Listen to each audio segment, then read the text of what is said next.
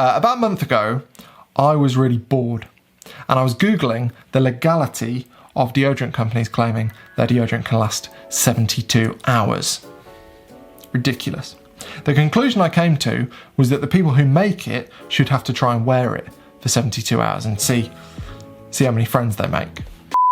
Anyway, about the same time I was busy doing this, I got an email from my friends at Lumix who said, James, would you like to hear about a new camera that we've been working on? To which I said, not really. Joking. I emailed them back immediately and said, what do I sign to hear about it? And what they kindly told me about was this. This is a Lumix S5. And in short, it's a full frame camera, as you can see, that's smaller than my G9. And basically, this is my new camera. Not this exact one. This is a prototype. I've got to send this back, supposedly. Over my cold dead body. Again, I'm joking. I'll put it in the post tomorrow. So yeah, I've been using this all up and down England and Wales over the past probably 3 or 4 weeks. And yeah, I really, really like it. Now, this isn't a review. I've been a Lumix ambassador for 2 or 3 years now, so a review from me would be pointless. Basically, that would be like Willy Wonka reviewing chocolate. Actually, he makes chocolate. I've had nothing to do with the production of this, so it's not the same at all. But it wouldn't count for anything because I love Lumix cameras, and therefore me saying that I love a Lumix camera, well, there are better places to get your camera reviews from, basically, than me. And there are probably 6 million of them already. So, yeah, specs and stuff, maybe go somewhere else. What I thought I'd do today, though, is tell you why I think I want to add this to my arsenal. Arsenal's a bit strong. My camera collection is this, currently. Not exactly a huge haul, is it? So, you may remember that about a year or so ago, I tested Lumix's S1R, which is a super high resolution, super expensive, super big and heavy camera. And I decided that basically it was overkill for me. I didn't really need the high resolution and I didn't need the super rugged high grade build quality. That said, it was amazing to test a proper pro grade mirrorless full frame camera, because most of the full frame mirrorless cameras that I see that are marketed as pro grade, I mean, I've seen more rugged feather dusters, to be honest. Anyway, build quality hasn't been a massive concern for me over the past 2.5 years since I've owned this G9, because I mean, I've dropped this everywhere from the tropics to the Arctic and everywhere in between, and it's still here to tell the tale, working completely fine. So that wasn't a concern for me. Like I said, the resolution wasn't a concern either. And basically at that time, I decided that Micro Four Thirds was still my best option. However, there have been a couple of things that have happened in the past year or are about to happen that mean I'm kind of reevaluating why there now might be room for, albeit a little, full frame camera. And I think I spoke about those things on a bike ride a couple of days ago. Does anybody know if it's possible to teach yourself to be not afraid of heights? If you do, please let me know in the comments. As you can hear also, it's quite windy. I don't know what I'm doing here.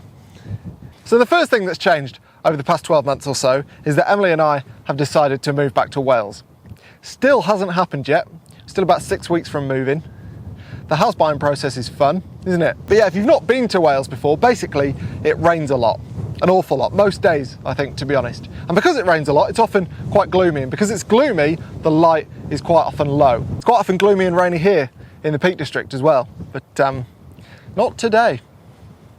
That's irrelevant. The second thing that has already changed is that over the past year or so, I've realised that I very often don't need 2 cameras with me, even when I'm making a video. I first realised that when I started shooting videos while I was using my bike. Obviously, I didn't want to take 2 cameras with me then, and it became obvious that actually I didn't need 2 cameras with me. So traditionally, I'd have you sat there, normally my G90, and I'd have my G9 with me here in case I saw a photo that I wanted to take from here, for example. And yeah, I've realised that actually it's not a big deal at all to just come and get you and take the photo with you. And if I want to document the process of taking the photo, then I can use my phone or a GoPro, even my drone, to be honest, to capture that footage and talk you through what it is that I'm doing with the camera. 3 years it's taken me to realise that. That could have saved even more weight. Right, I'm going to get up now, I think. Just get away from that edge.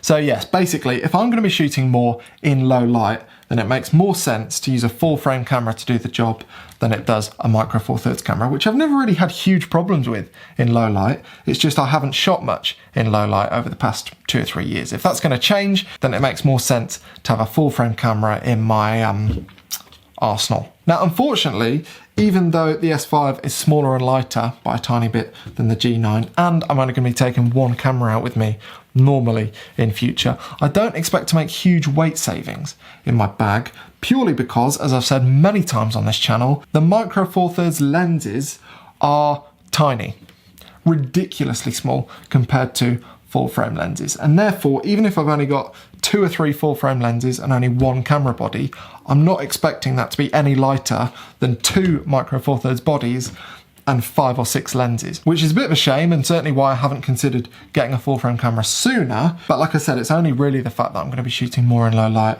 that's made me think it's now worthwhile. To be honest, there is one other factor that's made me think this is a good thing to do, and that is printing. So over the past year or two, printing has become a bigger part of my business, certainly in terms of book sales and actual print sales, because those things, by the time they're printed, demand a 3:2 aspect ratio, or certainly closer to a 3:2 aspect ratio. So every time I print from a micro four thirds file, I have to do quite a lot of cropping, whether it's for a book or whether it's for one of my actual prints. And it's never been a huge problem, to be honest. This G9 has got 20 megapixels. That's plenty for the kind of sizes that I print at. However, this has got 24 megapixels, and if I'm not having to crop as much, that can't be a bad thing. And so, like I said, over the past year or two, it's become apparent that I probably could benefit from using a 3:2 aspect ratio. But the fact that I can strap tiny little primes to this G9 means that it's definitely still going to be kept in my bag from time to time. Maybe half the time, to be honest. Certainly when I go on bike rides, I want to pack light and I only want to take one lens. This, with a tiny little prime on it, will be much lighter than this with any full frame lens on it. So the G9 has definitely still got a place in my bag. Other things I can tell you about it. It's got a 96 megapixel high resolution mode, which is fantastic for the times that I will want to use that. It's got 6.5 stops of image stabilization. When it comes to video, it can shoot 10-bit 4K internal. It's got Vlog pre-installed and it's got dual native ISO. And I didn't study hard enough in school to know exactly how that works, but basically low light performance is fantastic. Also, it is still a contrast-based autofocus. When it comes to video, I was a bit concerned about that because I've had issues with using that in the G9. Even though there have been huge leaps forward with the firmware of this, I still don't always trust the video autofocus. And I was a bit concerned that this, in theory, has a similar system. However, huge strides have been made with this,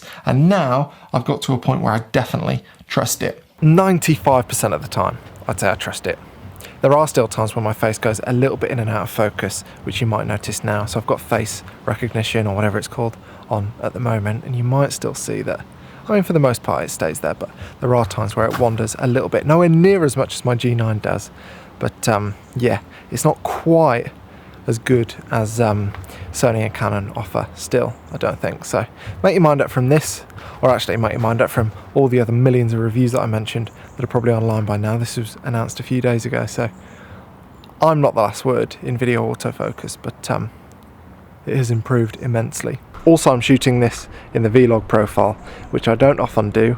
I'm not a footage grader, as you can probably tell from what I've done with this clip, and I'm shooting on the 20mm kit lens, 20 to 60mm, sorry, kit lens that comes with this camera for £2,000, which I've been very impressed with, by the way. It's very versatile, particularly for video, and it's pretty sharp, particularly in the middle too, and when you stop down. So all in all, big thumbs up for this camera, particularly the size and the price point. So yeah, in short, this is my new setup. I will get some lenses for this, and when I say this, I mean my actual one when they're released.